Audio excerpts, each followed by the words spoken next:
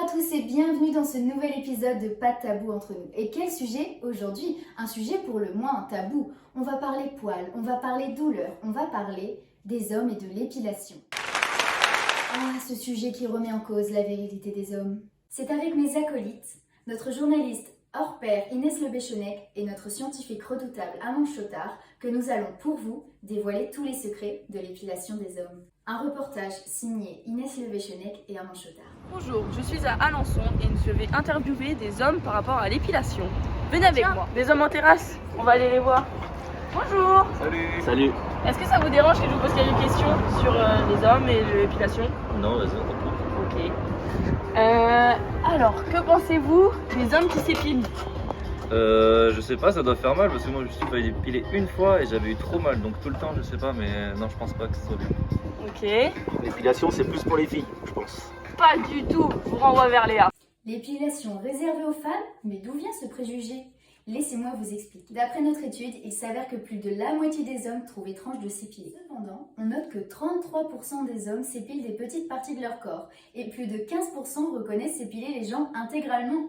On connaît même une augmentation exponentielle des salons de beauté, accessibles désormais aux hommes. L'épilation des hommes n'est plus tabou. Rappelons-le, l'épilation des jambes des hommes est parfois même indispensable pour certains. C'est le cas des nageurs et des cyclistes. Il a été prouvé que l'épilation permettrait de grappiller de précieuses secondes sur l'exercice du chrono. Quant à la douleur, il suffit de s'y prendre correctement. Pour la cire, avec bande ou sans bande, il suffit d'appliquer la cire dans le sens de la pousse du poil et de la retirer dans le sens inverse de la pousse du poil. N'oubliez pas d'aseptiser vos mains, la zone à épiler et de mettre du talc pour une meilleure adhérence. Vous pouvez même, à l'aide de votre main, appuyer légèrement après avoir arraché la bande de cire pour atténuer la douleur. Merci Léa. Alors, connaissez-vous les différentes cires? Ouais, j'en connais plusieurs moi où il y avait les petites bandes qu'on chauffe entre nos mains Ouais. et puis les cires où on met dans les peaux là que ça chauffe et après qu'on étale Ok. sur la peau. Et toi? Non, plus rasoir, je pense. Oh my god.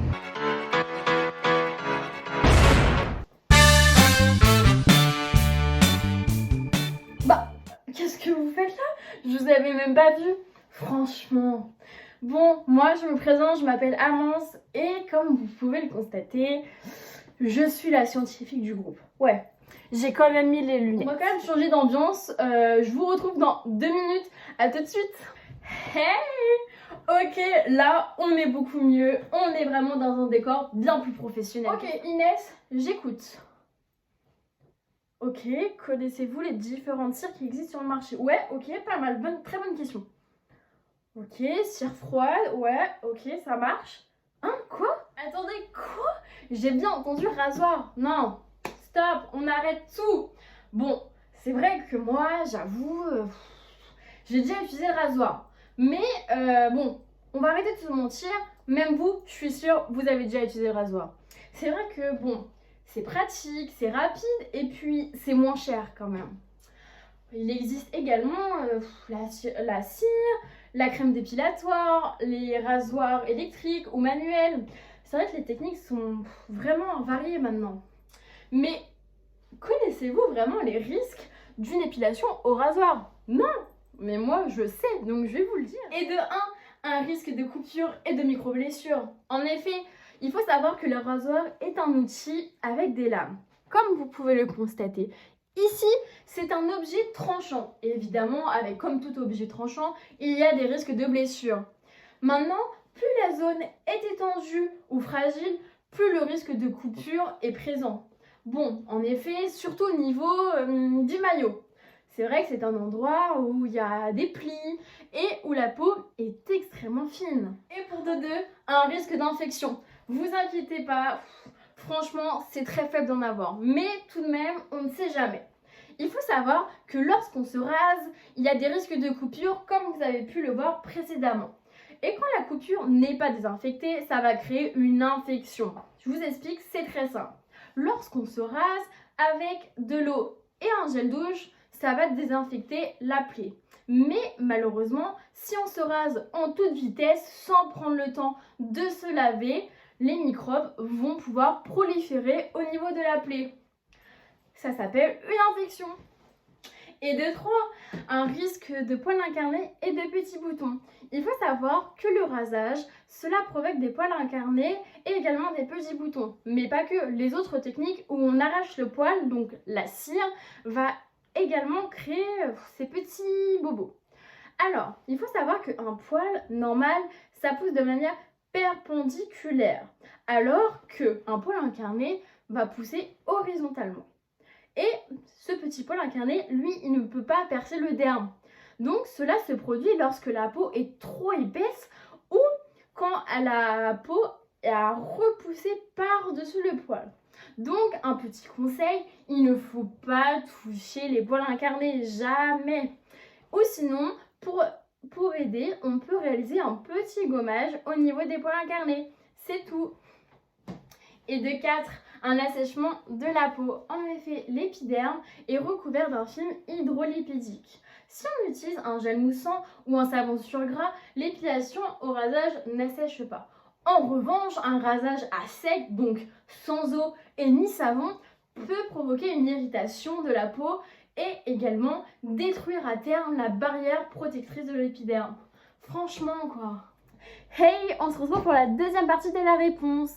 Et oui, tu as tout à fait raison, il existe également les cires à bande froide. Tout à fait. Mais bon, là, on va revoir les bases. Je vais vous parler un peu des produits d'épilation. Il existe 3 catégories. Les cires à épiler, recyclables, jetables avec ou sans bande, mais ça, on va voir un peu après. On va également voir les produits pré- et post-épilatoires et également, en dernière catégorie, les dépilatoires. Je vais vous faire un petit rappel sur les cires à épiler. Il faut savoir que les cires, ils ont des substances lipophiles de consistance solide ayant un point de fusion à 50 degrés. Franchement, c'est super chaud. Elles peuvent être d'origine végétale, animale ou synthétique. Donc, le principe d'action des cires à épiler, je vous le rappelle, c'est que le but, les cires emprisonnent le poil afin d'arracher le bulbe. Eh oui! Et il y a également des qualités requises à avoir. Est-ce que vous en connaissez quelques-unes? Moi, je vais vous le dire. Il faut savoir que les cires doivent avoir une bonne texture et une consistance facile à l'application, avoir également une souplesse suffisante pour permettre un arrachage sans rupture, donc en 2 fois à vrai dire, puis également permettre une bonne adhérence au poil. Et il y en a encore plein d'autres. Premièrement, on va parler des cires recyclables ou traditionnelles ou encore appelées basse température. Il faut savoir que cette cire s'utilise à 40 degrés et elle peut se présenter sous différentes formes galéniques. Mais nous, on la connaît sous forme de perles ou de pastilles. Il faut savoir que cette cire, elle a une action qui est mécanique avec un produit qui, après fusion contrôlée, enrobe le poil et qui permet son arrachage après refroidissement. Il y a quelques indications. En effet, cette cire, on peut les utiliser sur toutes les zones, mais on la privilégie quand même sur des poils qui sont épais. Et il faut savoir qu'on utilise cette machine. Malheureusement, on ne peut pas recycler les bandes du maillot et des aisselles. Et il faut savoir qu'on utilise une cire vierge pour le visage. Alors, il y a quelques avantages. Évidemment, c'est économique et ça permet une bonne dilatation des ossia par la chaleur. Et il y a quelques inconvénients, comme la température n'est toujours pas très bien tolérée et aussi également la technique est bien plus difficile que comme par exemple le rasage. Deuxièmement, on va parler de la cire tiède ou jetable avec bande. Donc au niveau de la présentation, elle se présente en pot ou soit en cartouche. Donc je vais essayer de vous montrer une petite photo. Voici, donc excusez-moi, en ce moment c'est assez compliqué financièrement pour l'émission. Alors, elle se réchauffe dans un appareil chauffe-peau ou un chauffe-cartouche. Au niveau du mode d'action, c'est une action qui est toujours mécanique. Elle adhère aux poils qui sont retirés avec une bande de non tissé. Donc, je vais vous montrer un exemple. Juste ici, une petite bande. Alors, au niveau des indications, c'est toutes les zones, mais on privilégie quand même sur des poils fins.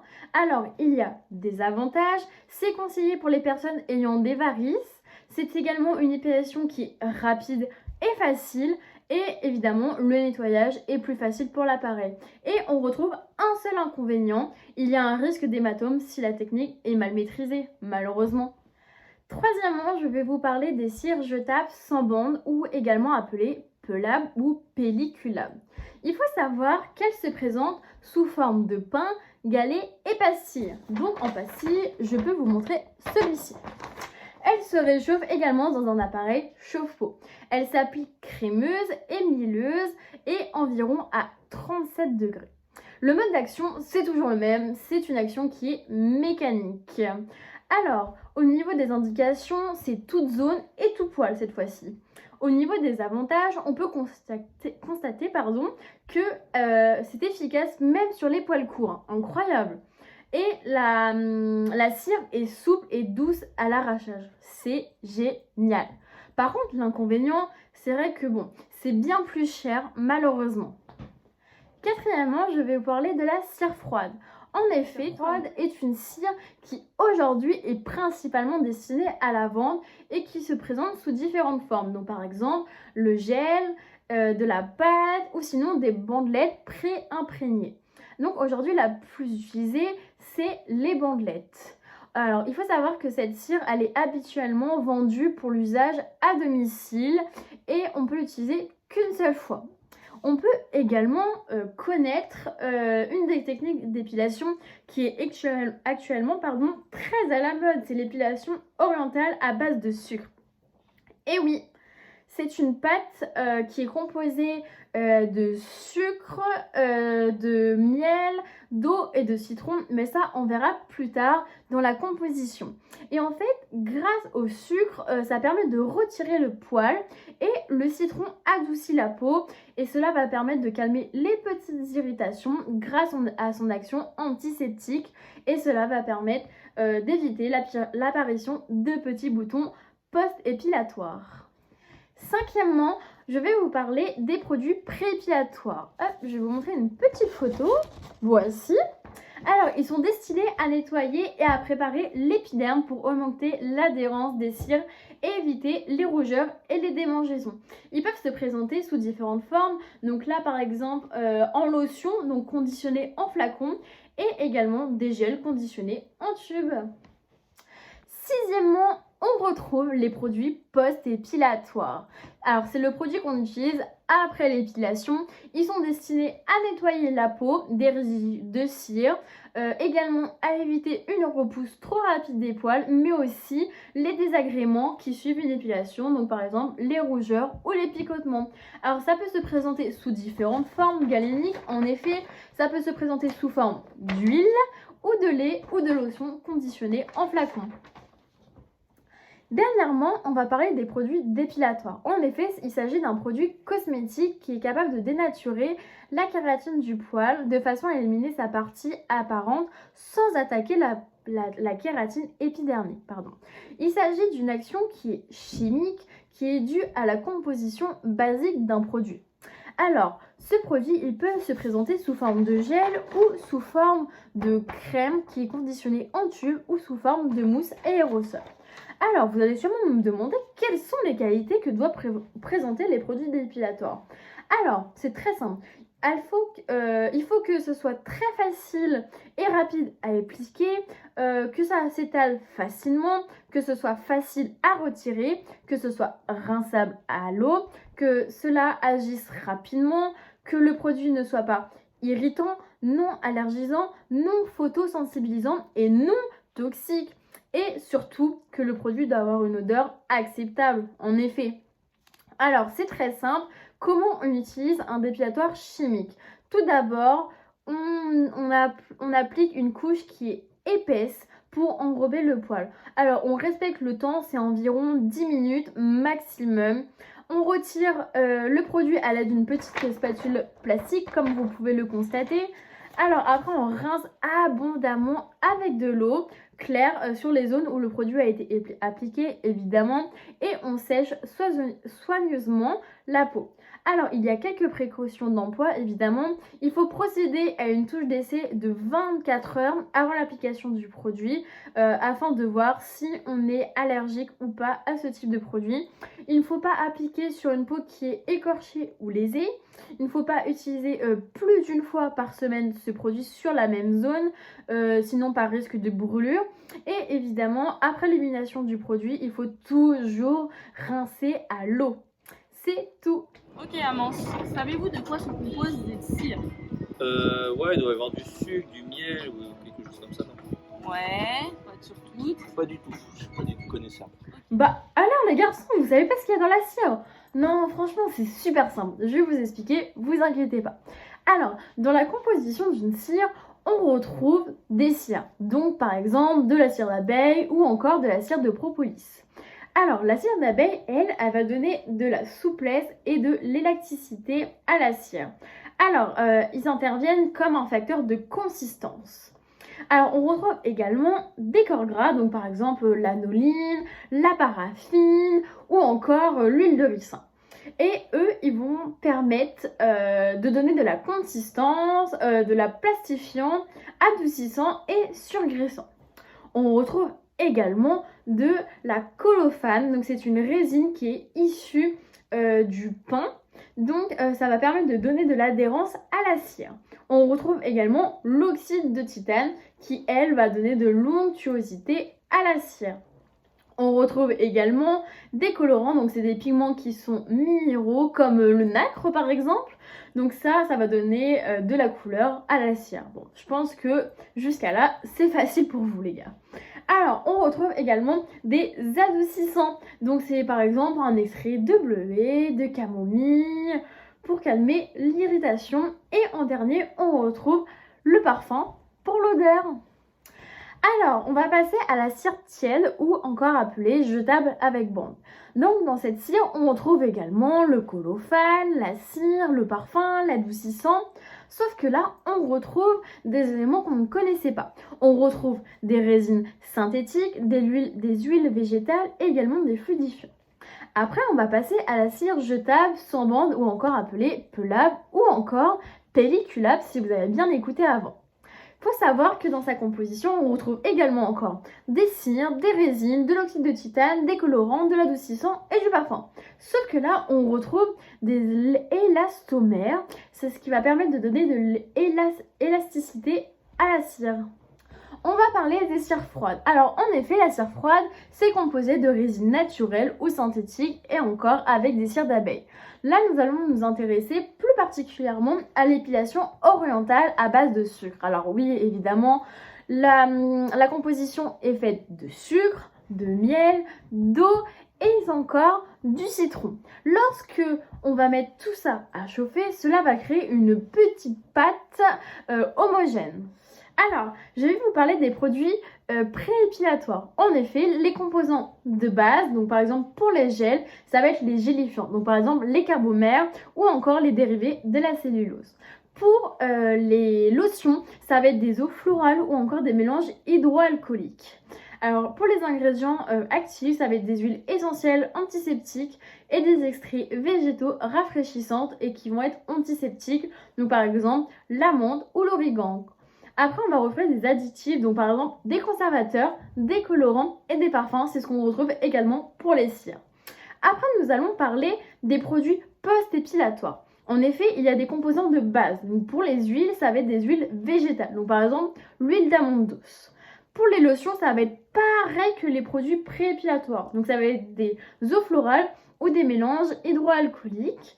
Et pour les laits, ce sont de l'eau, des huiles ou encore des émulsionnants. Pour les ingrédients actifs, on va parler de anti-repousse. Donc ça va être fait avec des extraits végétaux du sabal, plus de épilobe, plus encore de la courge. Après, il y a également, pour le côté apaisant, on va parler de l'eau de bleuet. Après, pour les antiseptiques, donc ça va être des huiles essentielles, comme on a dit, de menthe ou d'origan. Et pour la catégorie rafraîchissante, ça va être des huiles essentielles de menthe. Au niveau des additifs, c'est pareil, on retrouve des conservateurs, des colorants et du parfum. Et pour finir, nous allons parler des produits dépilatoires. Alors, c'est un peu plus compliqué, ce sont des termes un peu plus techniques. Alors, au niveau de la composition, on retrouve des excipients. Donc par exemple, c'est une émulsion HE, donc huile dans eau. Alors, il a pour rôle du support d'un produit qui va permettre d'intégrer les principes actifs. Après, on va retrouver le composant alcalinisant. Pardon, c'est un peu compliqué, comme vous pouvez le constater. Donc, on va retrouver par exemple la magnésie.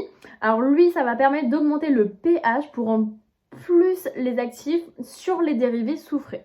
Après, on va retrouver les agents basiques. Donc par exemple, le sel d'acide thioglycolique.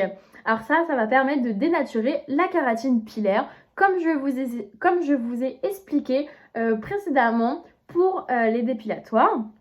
Alors après, on va trouver donc les cires. Donc comme vous le savez, c'est un facteur de consistance. Tout à fait, vous avez raison. Et après, on retrouve les tensioactifs. Donc là, par exemple, on va retrouver le laurysulfate de sodium. Donc lui, il va avoir un pouvoir mouillant. Après, pour finir, on retrouve un additif, le parfum. Donc par exemple, la rose. Et ça va permettre d'atténuer l'odeur caractéristique des agents basiques. Voilà, donc maintenant j'espère que vous avez tout compris. Je vais vous montrer maintenant une vidéo d'un homme qui s'épile. Vous allez m'en dire des nouvelles. Alors vous en dites quoi? Bah en fait ça va, hein. Moi je suis prêt à tester. Ah ouais? Allez, c'est ouf. Ok, bah allons-y. Et voilà, c'est tout pour aujourd'hui. On espère que ça vous a plu et que ce sujet n'a désormais plus de secret pour vous. Quant à moi, je vous souhaite une très bonne journée et je vous dis à bientôt pour un nouvel épisode de Pas de tabou entre nous. Au revoir. Ouais, allô les filles? Ouais, là on vient encore de cocher un tabou supplémentaire. Va falloir en trouver d'autres, hein. Sinon c'est le chômage. Ouais, faut qu'on s'y mette là, vraiment.